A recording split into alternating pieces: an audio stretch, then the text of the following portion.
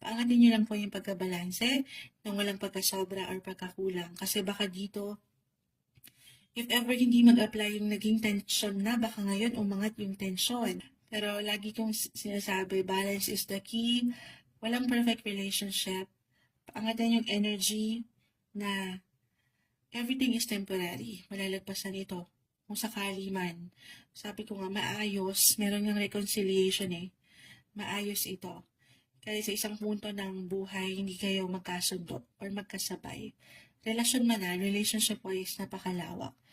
Pero still, andito ang energy para maibalanse at maibigay or mabigyan. Reversal. Matatanggap nyo yung tamang enerhiya para sa inyo. Yung deserve nyo, kailangan ramdam nyo yan. Okay? Dapat merong give